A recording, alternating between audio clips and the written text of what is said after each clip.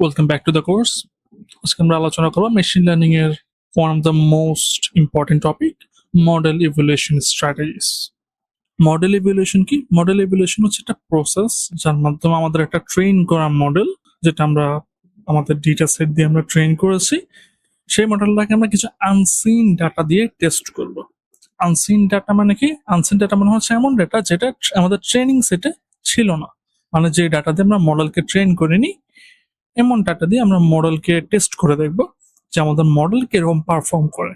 এবং টেস্ট করার জন্য আমরা বিভিন্ন মেট্রিক ইউজ করতে পারি, যেমন রিগ্রেশনের জন্য আরএমএসি, আর স্কোয়ার, ম্যাপ, এবং ক্লাসিফিকেশনের জন্য for example accuracy, F1 score, recall, precision. Okay, এই ভ্যালুগুলো দিয়ে আমরা জাজ করি যে আমাদের মডেল কিরকম পারফর্ম করছে।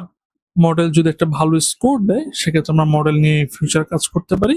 আদারওয়াইজ আমরা ডিফারেন্ট মডেল ট্রাই করি অথবা ডিফারেন্ট স্ট্র্যাটেজি ট্রাই করি যাতে আমাদের মডেলের পারফরমেন্স ইমপ্রুভ হয়। তো মডেল ইভ্যালুয়েশন কেন করা হয়?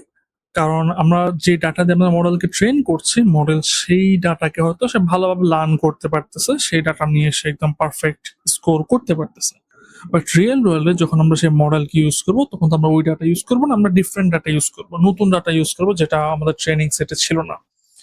মাঝে মাঝে এমন হয় যে মডেল আমাদের ভ্যালুগুলোকে মেমোরাইজ করে ফেলে, যার কারণে দেখা যায় যে আমাদের ট্রেনিং ডাটা সেটে মডেল খুব ভালো পারফরমেন্স করছে, কিন্তু আমাদের টেস্টিং এর সময় সেটা খুব একটা ভালো পারফর্ম করে না। এই প্রবলেমটাকে বলা হয় ওভারফিটিং। তাই মডেল ওভারফিট করেছে কিনা বা মডেল আমাদের ইনফরমেশন মেমোরাইজ করে ফেলেছে কিনা, এই জিনিসগুলো টেস্ট করার জন্য মডেল ইভ্যালুয়েশন করা হয়। মডেল ইভ্যালুয়েশন করার অনেকগুলো স্ট্র্যাটেজি আছে।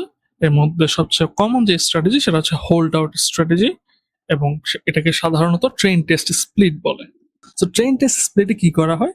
ফার্স্টে আমরা ডাটাকে শাফেল করি। ওকে, আমাদের যে 1000টা রো আছে বা স্যাম্পল আছে, ওকে, এটাকে আমরা শাফেল করব, এলোমেলো করে ফেলবো। র্যান্ডমলি শাফেল করার পর আমরা সেটাকে 80-20 বা 70-30 অথবা 60-40 স্প্লিটে ভাগ করব। অর্থাৎ আমাদের যে পুরো ডাটা, তার 80% আমরা আলাদা করব, সেটা ইউজ করব ট্রেনিং এর জন্য, এবং 20% আমরা আলাদা করব, সেটা ইউজ করব টেস্টিং এর জন্য। যে ডাটাগুলো আমরা ট্রেনিং এর জন্য ইউজ করব তাকে বলা হয় ট্রেনিং সেট, যে ডাটাগুলো টেস্টিং এর জন্য ইউজ করব তাকে বলা হয় টেস্ট সেট। এখানে 80%, 20% ছাড়া আপনি 70%, 30% করতে পারতেন, 75%, 25% করতে পারতেন, 60%, 40% করতে পারতেন। এগুলো হচ্ছে কমন ভ্যালু। এখানে আমাদের ট্রেনিং সেট দিয়ে আমরা শুধুমাত্র ট্রেনিং করব, টেস্ট সেট দিয়ে আমরা টেস্ট করব। টেস্ট সেট কখনো আমাদের ট্রেনিং সেটে যাবে না, এবং আমরা খুব কেয়ারফুল থাকতে হবে যে আমাদের ট্রেনিং এর কিছু ডাটা টেস্টে চলে গেল কিনা, টেস্টের কিছু ডাটা ট্রেনিং এ চলে গেল কিনা। ওকে, আমাদের জিনিসটা কেয়ারফুল করতে হবে এবং আমাদের ডাটাকে ভ্যালিডেট করতে হবে যে অ্যাকচুয়ালি এরকম যাতে না হয়। আদারওয়াইজ স্প্লিট থেকে আরেক স্প্লিটে চলে যায়, সেটাকে ডেটা লিকেজ বলে। সো এখানেও সেই মেমোরাইজেশনের প্রবলেমটা চলে আসতে পারে। এবং এই পদ্ধতিতে আমরা যখন একটা রিসার্চ করি অথবা একটা মডেল ডেভেলপ করি, তখন আমরা মাল্টিপল মডেলস ট্রাই করি। ডিফারেন্ট মডেলে আমরা সেম টেস্ট ডাটা দিয়ে টেস্ট করব, এবং বেস্ট যে মডেলটা পারফর্ম করবে সেটাকে আমরা অ্যাকসেপ্ট করবো বা সেটাকে নিয়ে আমরা ডিপ্লয়মেন্টে যাব। হোল্ড আউটের আরেকটা ভেরিয়েন্ট হচ্ছে ট্রেন ভ্যালিডেশন টেস্ট স্প্লিট। এক্ষেত্রে আমাদের যে ট্রেনিং সেট আছে সেটাকে আবার ভাগ করা হয়, এবং আমাদের এখানে টোটাল 3টে স্প্লিট হয়: training set, validation set, test set. তো এখানে কেন অতিরিক্ত ভ্যালিডেশন সেট স্প্লিট করা হয়েছে? কারণ আমাদের ফিউচার লেকচারে যখন আমরা হাইপার প্যারামিটার টিউনিং সম্পর্কে জানবো, তখন এটা আমরা আরো ডিটেলে বুঝবো।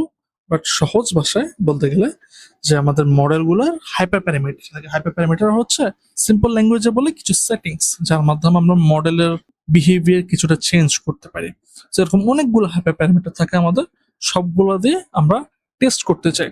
এবং আমরা যখন টেস্ট করব তখন কিন্তু আমরা টেস্ট সেটকে টাচ করব না, আমরা ট্রেনিং সেট নিলাম এবং ভ্যালিডেশন সেটের উপরে প্রতিটা হাইপার প্যারামিটার টেস্ট করব, এবং সেখান থেকে বেস্ট হাইপার প্যারামিটার পাওয়ার পর ফাইনাল যে মডেলটা সেটা দিয়ে আমরা টেস্ট সেটে টেস্ট করব। এটা সাধারণত ডিপ লার্নিং এবং মডেল হাইপার প্যারামিটার টিউনিং এ খুব বেশি ইউজ হয়ে থাকে। মডেল ইভ্যালুয়েশনের সবচেয়ে রোবাস্ট যে স্ট্র্যাটেজি সেটা হচ্ছে ক্রস ভ্যালিডেশন বা কে ফোল্ড। কে ফোল্ডে আমরা ডেটাকে কে সংখ্যক ভাগে ভাগ করি। এখন কে ইকুয়াল টু 5 হইতে পারে, 10 হইতে পারে, 15 হইতে পারে, এনিথিং। কে ভাগে ভাগ করার পর প্রতিটা ফোল্ড একবার হলো টেস্টিং সেটে থাকবে, বাকি সময় ট্রেনিং সেটে থাকবে।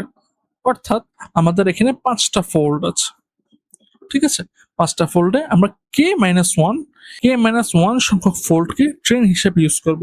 এখানে যে গ্রিন ফোল্ড গুলো আছে সেগুলোকে আমরা ট্রেন সেটে ইউজ করব, যে ব্লু ফোল্ডটা আছে সেটাকে টেস্ট সেটে ইউজ করব। এভাবে আমরা একবার রান করব এবং এই প্রসেসটাকে আমরা k সংখ্যক বার করব। অর্থাৎ আমাদের যদি k=5 হয় আমরা এটা 5 বার করব। এটা হচ্ছে একটা স্প্লিট বা একটা রান।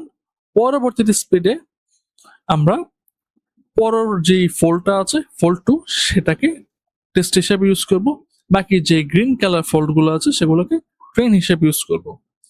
নেক্সট স্প্লিটে আমরা ফোল্ড 3 কে টেস্ট হিসেবে ইউজ করব, বাকিগুলোকে ট্রেন হিসাবে।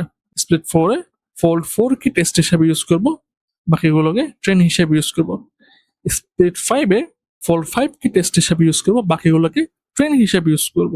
এই অ্যাপ্রোচে আমাদের মডেল কে সংখ্যক বার ভ্যালিডেট হয় এবং ডাটা সেটের প্রতিটা অংশ আমরা কখনো না কখনো টেস্ট হিসেবে ইউজ করতে পারছি এবং এক্ষেত্রে একটা রোবাস্ট ইভ্যালুয়েশন পাই যে আমাদের পুরো ডাটা সেটে মডেল কিরকম পারফরমেন্স করবে।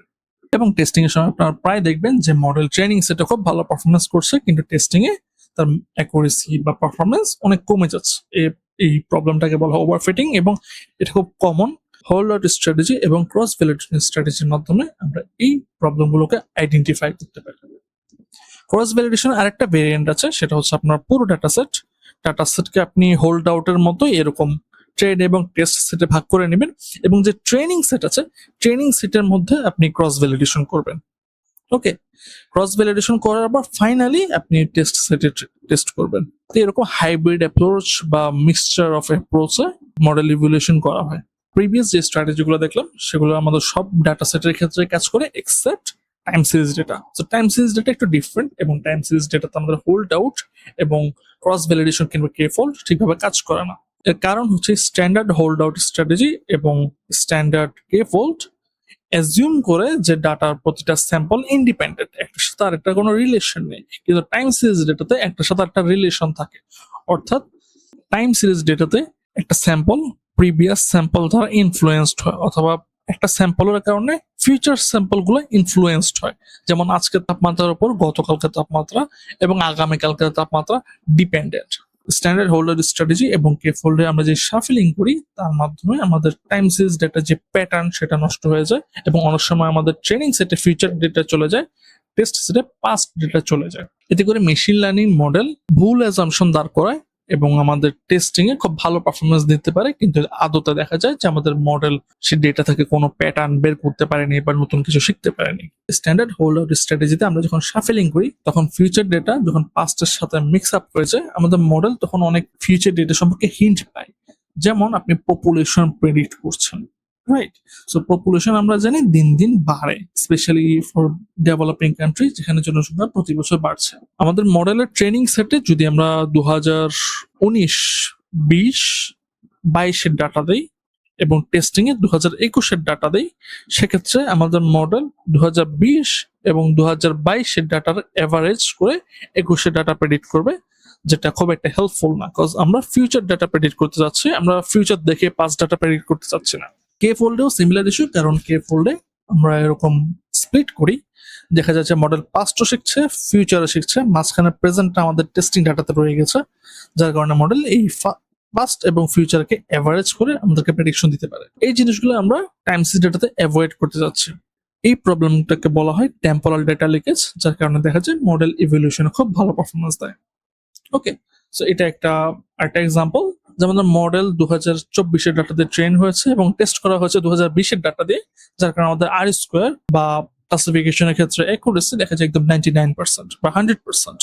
ওকে, যেটা মিসলিডিং এবং সেটা প্রোডাকশনে বা রিয়েল ওয়ার্ল্ডে ইউজেবল না। এই প্রবলেমগুলো সলভ করার জন্য টাইম সিরিজে আমরা হোল্ড আউট স্ট্র্যাটেজি এবং কে ফোল্ড স্ট্র্যাটেজির kind of modified version use করি। হোল্ড আউট স্ট্র্যাটেজির মডিফাইড ভার্সন হচ্ছে আমাদের এখানে টাইম সিরিজ স্প্লিট বা টাইম সিরিজ হোল্ড আউট।